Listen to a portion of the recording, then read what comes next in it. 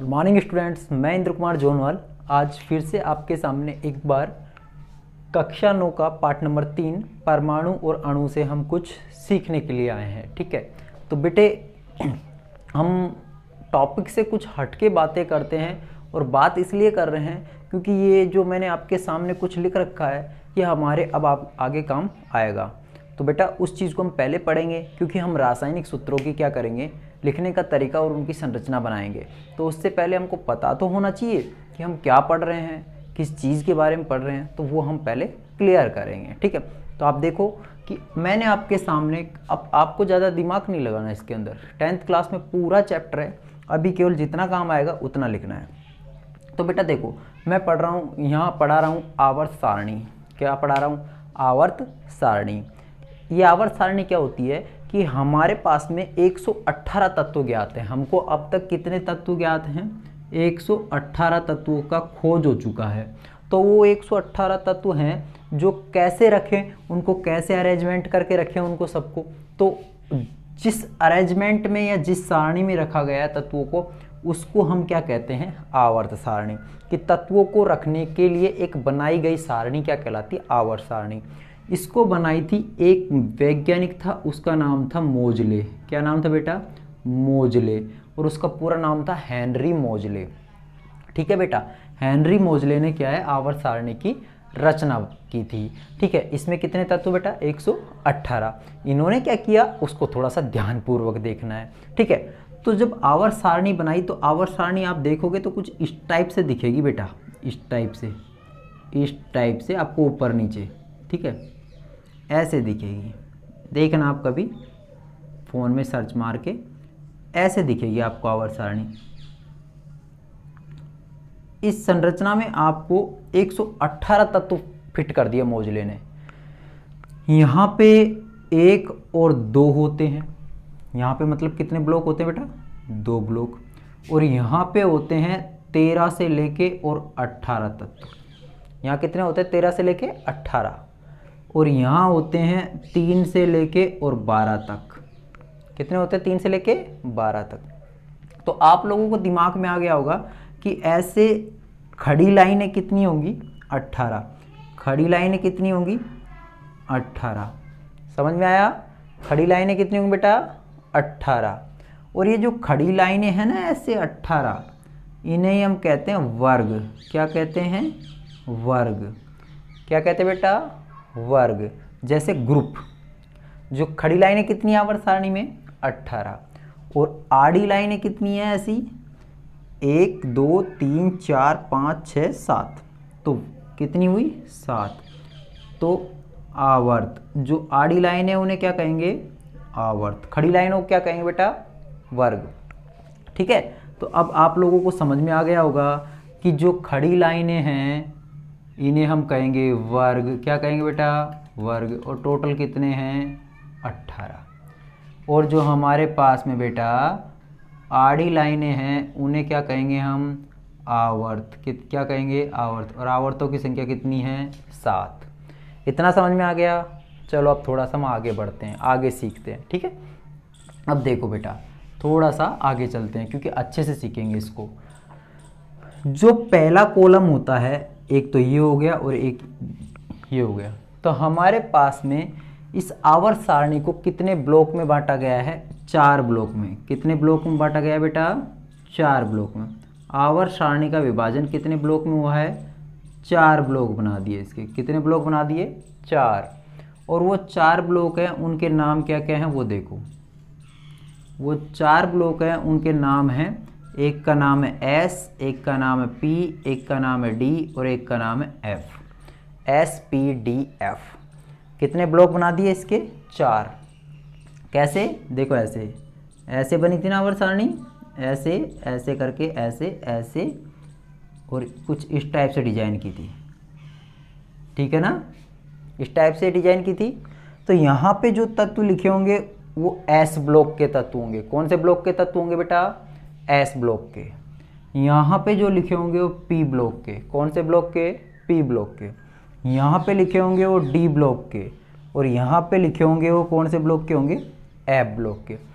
तो S P D F S P D और F, ठीक है।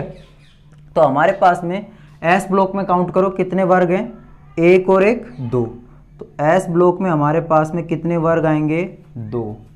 पी ब्लॉक में देखो 1 2 3 4 5 6, तो पी ब्लॉक में कितने वर्ग आएंगे, 6, ठीक है।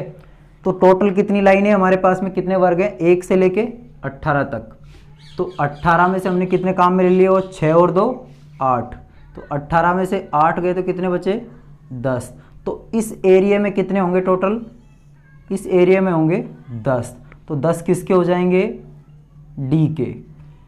तो अब टोटल काउंट करो, देखो 10 और 6 16, 16 और 2 18। तो हमारे पास में मैंने पहले ही बोला था कि आवर्त सारणी के अंदर वर्गों की संख्या कितनी है, टोटल 18। उसमें से कितने ब्लॉक बनाए, 4। पहले ब्लॉक में कितने आएंगे, 2, उस ब्लॉक का नाम एस। दूसरे ब्लॉक में 6, ब्लॉक का नाम पी। तीसरे में 10, ब्लॉक का नाम डी। और जो लास्ट ब्लॉक बचता है हमारे पास में एफ ब्लॉक। एफ ब्लॉक में नीचे 2 आड़ी लाइनें होती हैं, आड़ी लाइनों को हम क्या बोलते हैं, एफ ब्लॉक।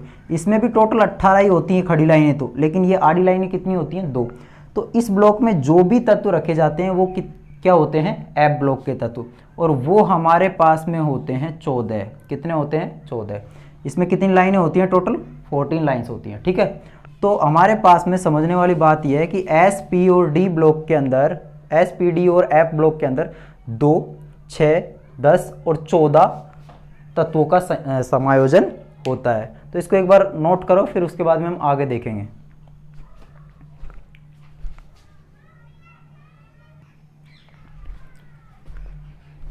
तो अब आप लोगों ने ये सब देख लिया होगा कि हमने जो एस ब्लॉक है, एस ब्लॉक के अंदर कितने रखे थे, 2, ठीक है। तो अब इसको याद करने का तरीका क्या है वो देखो। इसमें जो भी तत्व आएंगे वो कैसे याद करेंगे, उसको याद करने का तरीका देखो। हेलीना की रब से फरियाद, हेलीना की रब से फरियाद। तो आप लोग साथ के साथ लिखते जाना, है ली ना की रब से फरियाद, ठीक है हाइड्रोजन, लिथियम, सोडियम। तो ऐसे याद करना है, हेलीना की रब से फरियाद। मतलब हमारे पास में जो पहला वर्ग है उसको याद करने का तरीका क्या है, हेलीना की रब से फरियाद। दूसरा तरीका, दूसरे वर्ग देखो, बेटा मांगे कार, स्कूटर बाप राजी। बेटा मांगे कार, स्कूटर बाप राजी। तो हमने पी ब्लॉक पढ़ लिया पूरा बेटा। पी ब्लॉक में ऐसे याद करना है अपने को, ठीक है। पी ब्लॉक में ऐसे याद करना है। अब पी ब्लॉक को पढ़ने के बाद में चलेंगे हम, सॉरी एस ब्लॉक को पढ़ने के बाद में हम चलेंगे पी ब्लॉक की तरफ। तो देखो बेटा, इसको मैं रफ कर रहा हूँ, आप लोग इसको नोट कर लीजिए पहले, फिर इसको समझाऊंगा, ठीक है। आप लोग इसको नोट कीजिए पहले, फटाफट नोट कीजिए। कर लिया होगा शायद, तो हम अब इधर चलते हैं। पी ब्लॉक में याद करने का तरीका मैं बोलता जाऊंगा, लिखने के लिए स्पेस नहीं है, आप लिखते जाना, नोट करते जाना। बैंगन, आलू, गाजर इन थैला। बैंगन, आलू, गाजर इन थैला। तो 13वां वर्ग याद करने का तरीका शॉर्टकट बता दिया। अब हम 14वें वर्ग की तरफ चलते हैं। 14वां वर्ग याद करने का तरीका देखो। कहे शिवजी, कहे शिवजी सुने पार्वती, कहे शिवजी सुने पार्वती, ठीक है। इसके बाद में 15 वर्ग देखो। 15 वर्ग याद करने का तरीका बिल्कुल शॉर्टकट है ये। न्यूजीलैंड, पाकिस्तान, ऑस्ट्रेलिया सब भिखारी। न्यूजीलैंड, पाकिस्तान, ऑस्ट्रेलिया सब भिखारी। इसको याद करने का तरीका ये है, ठीक है। 15वां वर्ग याद हो गया। उसके बाद में 16वें वर्ग में चलो। ओ सुंदर सी तेरी पड़ोसन, ठीक है। इसको याद करने का तरीका, 16वें वर्ग को याद करने का तरीका क्या है। ओ फॉर ऑक्सीजन, सुंदर सी तेरी पड़ोसन, ठीक है। तो ये 16वां वर्ग याद करने, साथ के साथ लिखते जाना, याद हो जाएंगे। 17वां वर्ग याद करने का तरीका देखो। फिर कल बाहर आई आंटी। एफ से क्या है? फ्लोरीन। Cl से क्लोरीन, Br से ब्रोमीन, I से आयोडीन और At से एंटीनम। ठीक है, तो फिर कल बाहर आई आंटी। याद करने का तरीका है, लिखते जाना साथ साथ। लास्ट में चलते हैं 18वें वर्ग की ओर। 18वें वर्ग में याद करने का तरीका, जिसने भी क्रिकेट खेला होगा उसको अच्छे से पता होगा कि क्रिकेट के 3 महानतम खिलाड़ी हेडन, नेहरा और आगरकर के रूप में बनाया गया है ये ट्रिक। तो हेडन, नेहरा, आगरकर, AR और KR से तो मैंने क्या बना दिया? आगरकर। तो Hayden, Nehra, Agarkar, 0 run out, 0 run out. तो आप लोग इसको नोट कीजिएगा, फिर उसके बाद में हम थोड़ा सा आगे चलेंगे। ठीक है, एक और इम्पोर्टेंट चीज़ है कि आवर्त सारणी के अंदर लेफ्ट हैंड साइड को धातुएं रखी जाती हैं और राइट हैंड साइड को अधातुएं रखी जाती हैं। ठीक है, मतलब कि मेटल किधर रखते हैं? लेफ्ट हैंड साइड को, और राइट हैंड साइड को क्या रखते हैं हम? Non metal. ठीक है, ये चीज़ दिमाग में आई। और धातु और अधातु के बीच में जो गुण दर्शाता है उसे हम कहते हैं उपधातु। क्या कहते हैं बेटा? उपधातु। उपधातु किसे कहते हैं? जो धातु के गुण भी दर्शाए और उपधातु के गुण भी दर्शाए, मतलब दोनों के मिडिल वाले दर्शाए। ठीक है ना, वो क्या कहलाता है? उपधातु। जिसमें धातु एवं उपधातु, धातु एवं अधातु दोनों के गुण दर्शाती है, वो क्या कहलाती है? उपधातु। अब इसमें से उपधातु छांटना बहुत मुश्किल हो जाएगा, तो उसको छांटने का तरीका भी देखना कि लेफ्ट हैंड साइड को तो हम क्या रखते हैं? धातुएं, राइट हैंड साइड को क्या रखते हैं? अधातुएं। और अब हमारे पास बचा उपधातु। कैसे ढूंढेंगे? तो देखो यहाँ पे शॉर्टकट, यहाँ से एक तिरछी लाइन खींच लिया करो। जब आवर्त सारणी बनाओ तो एक तिरछी लाइन खींच लो, ये लो, ये सारी की सारी क्या है? उपधातुएं हैं। ये तिरछी लाइन में जो भी आएंगी ये क्या आएंगी? उपधातुएं। इधर की साइड जो बच रही हैं ये धातुएं हैं और इधर की साइड जो बच रही हैं अधातुएं हैं। तो आप लोगों को उपधातु ढूंढने का सबसे शॉर्टकट है कि लाइन खींच लिया करो बोरोन से। ठीक है, ये हमारी ये सारी की सारी क्या है? उपधातुएं हैं। ठीक है, तो आप लोग अब थोड़ा सा हम आगे की ओर चलेंगे। ये सारा समझने के बाद में ये एस और पी ब्लॉक इंपॉर्टेंट था। एस और पी ब्लॉक लिखने के बाद में हम थोड़ा सा आगे चलते हैं बेटा। तो आगे चलेंगे तो क्या देखेंगे टॉपिक? वो देखो, इसको नोट कीजिए थोड़ा सा।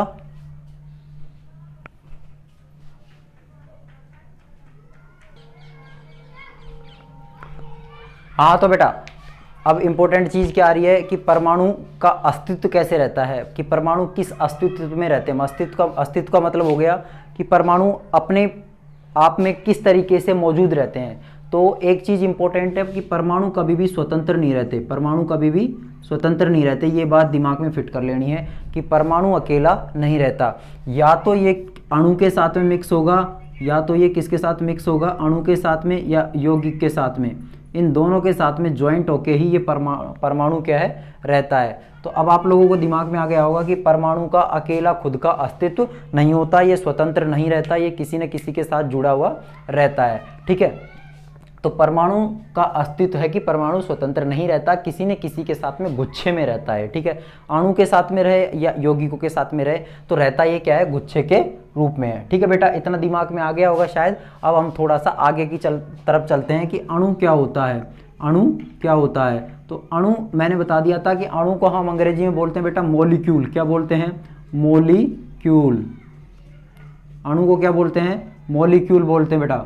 अब मॉलिक्यूल जब इसको बोलते हैं तो इसका मतलब तो कुछ समझ में आएगा। तो आप लोगों को दिमाग में रख लेना है कि परमाणु को तो मैंने बोल दिया था कि हमारे पास में अंतिम अविभाज्य कण था। ये तो परमाणु क्या था? अंतिम अविभाज्य कण। और बहुत सारे परमाणु, 2 या 2 से अधिक परमाणु आपस में जुड़ जाते हैं तो उससे क्या बन जाता है बेटा? अणु बन जाता है। 2 या 2 से अधिक परमाणु हमारे पास में क्या है? जुड़ जाते हैं तो क्या बन जाता है? हमारे पास में अणु बन जाता है। 2 या 2 से अधिक, 2 या 2 से अधिक परमाणुओं का समूह, 2 या 2 से अधिक परमाणुओं का समूह जो रासायनिक बंध द्वारा क्या हो? बंधा हो। रासायनिक बंध द्वारा बंधे हों। ठीक है, वही क्या कहलाता है? हमारे पास में अणु कहलाता है। ठीक है, रासायनिक बंध द्वारा, या आप लोग एक और चीज दिमाग में रख सकते हो कि आकर्षण बंध द्वारा, आकर्षण बल द्वारा क्या हो? बंधे हों, वही क्या कहलाता है हमारे पास में अणु। तो आप लोगों को दिमाग में आ गया होगा कि दो या दो से अधिक परमाणुओं का समूह मतलब कि एक गुच्छा जो क्या है आकर्षण बल या रासायनिक बंध के द्वारा एक दूसरे के साथ क्या हो, जुड़ा हुआ हो। ठीक है, इतना दिमाग में आ गया। तो ये अणु की हमारे पास में क्या है, परिभाषा है। अब हम चलते हैं आयन क्या होते हैं, और यहीं से हमारे पास में अणुसूत्र लिखने का क्या है, तरीका सीखेंगे कि हमारे पास में आयन होते क्या हैं। तो बेटा देखो, आयन, आयन अंग्रेजी में लिखे तो ION, ठीक है, ION। आयन क्या होता है वो देखो, हमारे पास आयन की परिभाषा क्या होती है वो हमको यहाँ पे पढ़नी है। तो दिमाग में पहले परिभाषा याद होनी चाहिए। परिभाषा में क्या लिखना है आपको, आवेशित कणों को क्या कहते हैं हम, आयन कहते हैं। आवेशित कण आयन कहलाते हैं, आवेशित कण आयन कहलाते हैं, या आवेश युक्त कण क्या कहलाते हैं, आयन। अब ये आवेश कितने प्रकार, ये आवेश हमारे पास में कितने प्रकार के होते हैं, ये आवेश होते हैं हमारे पास में दो प्रकार के। एक तो होता है धनावेश और एक होता है हमारे पास में ऋणावेश, धनावेश और ऋणावेश। ठीक है, धनावेश को प्लस से दर्शाते हैं और ऋणावेश को किससे दर्शाते हैं बेटा, माइनस से दर्शाते हैं। और धनावेश जो हमारे पास में यौगिक बनाएगा उसे हम कहेंगे धनायन, क्या बोलेंगे, धनायन। और जो हमारे पास में ऋणावेश बनाएगा उसे हम क्या कहेंगे, ऋणायन। क्या बोलेंगे बेटा, ऋणायन। ठीक है, तो हमारे पास में तुमको दिमाग में आ गया होगा कि आवेश युक्त कण क्या कहलाते हैं, आयन। आयन कितने प्रकार के होते हैं, दो प्रकार के, धनायन और ऋणायन। अब इम्पोर्टेंट चीज़ है कि धनायन कैसे बनता है और ऋणायन कैसे बनता है, ये इम्पोर्टेंट चीज़ है। तो देखो यहाँ पे कि धनायन कैसे बनता है, तो इम्पोर्टेंट चीज़ को पहले नोट करो। देखो भाई, यहाँ पे धनायन और ऋणायन बनने में सबसे अहम इलेक्ट्रॉन का ही योगदान होता है। किसका योगदान होता है, इलेक्ट्रॉन का, इलेक्ट्रॉन का। यदि इलेक्ट्रॉन का त्याग हो जाता है, यदि इलेक्ट्रॉन का क्या हो जाता है, त्याग, तो क्या बनता है, धनायन। और यदि इलेक्ट्रॉन हमारे पास में ग्रहण कर लिया जाता है, कि इलेक्ट्रॉन को यदि ग्रहण कर लिया जाता है, इलेक्ट्रॉन को ग्रहण कर दिया जाता है, तो वो क्या बनता है, ऋणायन। ठीक है, कैसे, देखो कोई भी परमाणु जब इलेक्ट्रॉन को ग्रहण कर लेगा मतलब कि उसने उधार ले लिया, उधार ले लिया मतलब वो ऋणी हो गया, उधार ले लिया मतलब वो क्या हो गया, ऋणी। और एक ने इलेक्ट्रॉन को त्याग दिया अर्थात उसने पैसे उधार दे दिए, तो मतलब उसके पास में ब्याज सहित पैसे आएंगे, अर्थात वो क्या हो गया, हमारे पास धनी हो गया। तो जो उधार देता है वो धनी होता है और जो उधार लेता है वो क्या होता है, ऋणी। तो इलेक्ट्रॉन का जो त्याग करेगा वो क्या कहलाएगा, धनायन, और जो इलेक्ट्रॉन को ग्रहण करेगा वो क्या कहलाएगा, ऋणायन। कैसे, देखो सोडियम के ऊपर एक प्लस लगा रहता है, आप लोगों ने देखा होगा, और क्लोरीन के ऊपर एक माइनस लगा रहता है, देखा होगा आप लोगों ने। ये प्लस और माइनस कैसे लगा वो देखो। सोडियम का परमाणु क्रमांक कितना होता है बेटा, सोडियम का परमाणु क्रमांक सबके सब बताओ एक बार कितना होता है, देखे जल्दी से।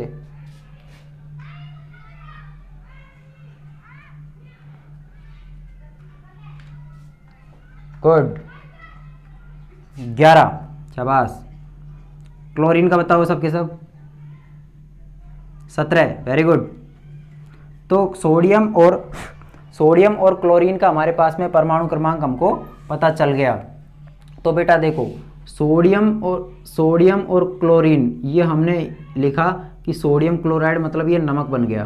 तो इसमें कितने परमाणु जुड़ के बने हैं, हमारे पास में 2 परमाणु जुड़े हैं।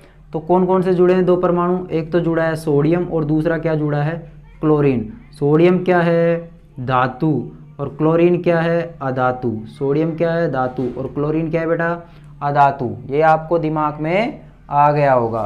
तो अब देखो यहाँ पे कि जब भी कोई आप रासायनिक सूत्र लिखते हो तो सबसे पहले धातु को लिखते हैं, उसके बाद में क्या लिखते हैं, अधातु को, अर्थात धातु को बाईं ओर और अधातु को दाईं ओर लिखते हैं। ये आपको समझ में आया होगा। और जब ये सब कर लेंगे उसके बाद में आगे का प्रोसेस समझेंगे। पहले इतना देखो, तो सोडियम का परमाणु क्रमांक 11 और इसका कितना था, 17। ठीक है, इसका इलेक्ट्रॉनिक विन्यास लिखो, पहले में कितना आएगा, 2, दूसरे में कितना आएगा, 8, और तीसरे में कितना आएगा, 1। क्योंकि आप लोगों ने एक फॉर्मूला पढ़ा होगा इलेक्ट्रॉनिक विन्यास भरने का, 2n², कि हम कोषों में इलेक्ट्रॉन कैसे भरते हैं।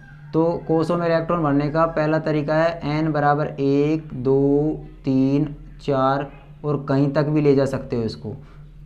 तो पहले कोस मतलब k के अंदर आएगा 2, दूसरे l में आएगा 8, तीसरे m में आएगा 18 और चौथे n में आएगा 32। 2, 8, 18, 32। ठीक है बेटा। तो मतलब जब भी हम इलेक्ट्रॉन को भरते हैं तो किस फॉर्मूले से भरते हैं, 2n² से। ये फॉर्मूला दिया था नील्स बोर नाम के एक वैज्ञानिक ने दिया था बेटा। किसने दिया था बेटा, नील्स बोर। जब भी हम परमाणुओं की कक्षा में इलेक्ट्रॉन भरते हैं तो इस फॉर्मूले से भरते हैं। देखो यहाँ पे n बराबर 1 रखो तो कितना आएगा 2, n बराबर 2 रखो तो 2 दूनी 4 दूनी 8, तीसरी कक्षा के लिए 3 रखो, 3 3 9 दूनी 18, चौथी कक्षा के लिए 4 रखो, 4 चौक 16 दूना 32। तो हमारे पास में इस तरीके से क्या है कि कक्षाओं को भरा जाता है। तो पहली कक्षा को k मान लिया, दूसरी को l, तीसरी को m और चौथी को n मान लिया। तो आप लोगों को 2, 8, 18, 32 याद रखना है। तो इस तरीके से देखो 11 भरना है हमको। तो पहली कक्षा के लिए 2 भर दिए, 2 फाइनल हो गए। दूसरी में 8 भर दिए, 8 फाइनल हो गए। अब तीसरी में अधिकतम कितने आ सकते हैं, 18। लेकिन हमारे पास तो 18 तो है ही नहीं, 18 तो टोटली नहीं है। तो 2 और 8 कितना हो गया 10, और 11 में से 10 गया तो कितना बचा 1। तो तीसरी कक्षा के लिए कितना बचा, केवल अकेला। इसी तरीके से इसमें देखो 17 को भरने के लिए पहली कक्षा में 2, दूसरी में 8 और तीसरी में 7। तो 2 और 8 10 और 7 17। एक और इम्पोर्टेंट चीज़ है कि इसके बाहर कितने इलेक्ट्रॉन हैं, 7। इसके बाहर 1, इसमें 2 हैं, इसमें 2, इसमें 8, इसमें 8। मतलब कि शुरुआती कक्षाएं तो समान है, लेकिन अंतिम कक्षा में एक में 7 और एक में क्या है 1 है।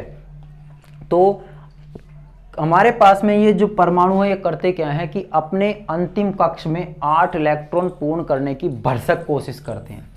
अंतिम कक्षा में कितने इलेक्ट्रॉन बनाने की कोशिश करते हैं, 8 इलेक्ट्रॉन। अब सिंपल सी बात है कि भाई एक तो 7 के पास आसानी से चला जाएगा, तो भाई एक साइड तो एक बंदा है, एक साइड 7 बंदे हैं, तो 7 बंदे एक बंदे को आसानी से खींच लेंगे कि नहीं खींचेंगे। तो इसके पास तो आकर्षण ज़्यादा होगा, इसलिए ये एक को क्या कर लेगा, खींच लेगा। तो इसने कितने इलेक्ट्रॉन ग्रहण कर लिए, 1 इलेक्ट्रॉन को ये क्या कर लेगा, ग्रहण कर लेगा। 1 इलेक्ट्रॉन को बेटा क्या कर लेगा, ये ग्रहण कर लेगा। और ग्रहण करेगा वो क्या बनेगा, ऋणायन। ग्रहण करेगा वो क्या बनेगा, ऋणायन बनेगा कि नहीं बनेगा। और इसने 1 इलेक्ट्रॉन इसको उधार दिया है, तो ये क्या बन जाएगा, धनायन। क्या बन जाएगा बेटा, धनायन।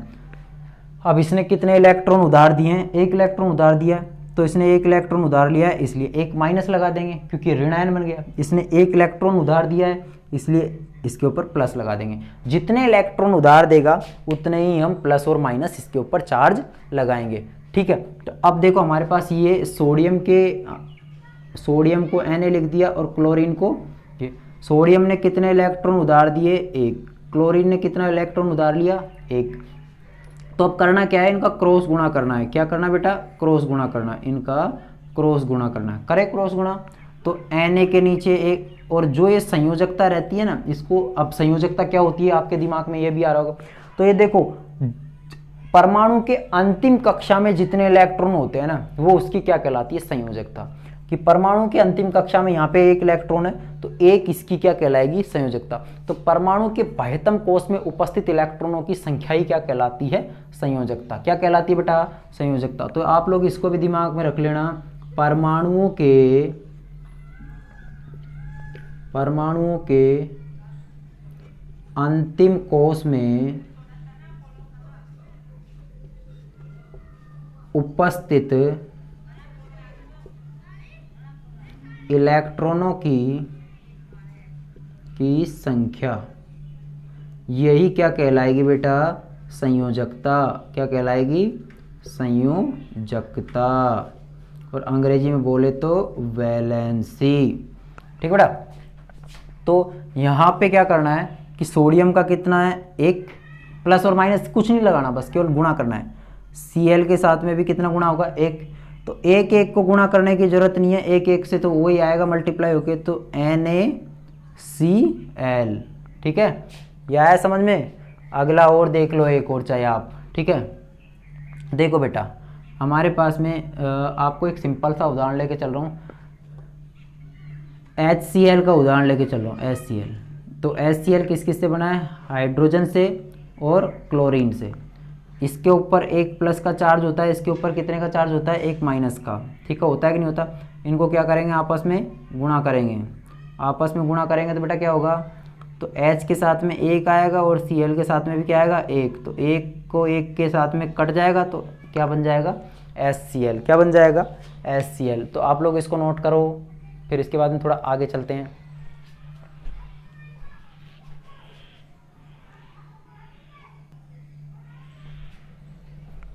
हाँ तो बेटा कुछ बेसिक्स आपने आज पढ़े, ठीक है। रासायनिक सूत्र बनाना हमने कुछ सिखाया है इसके अंदर, और कुछ सूत्र अभी बाकी हैं। वीडियो लेंथी ना हो इसलिए मैं छोटी वीडियो के साथ में आपके साथ जाना चाहता हूँ। हम अगली जो वीडियो होगी उसमें सबको एक एक को लिख के बताएंगे, क्योंकि आज केवल समझाया है, अगली वीडियो में इन सबके बारे में लिख के बताऊंगा, ठीक है।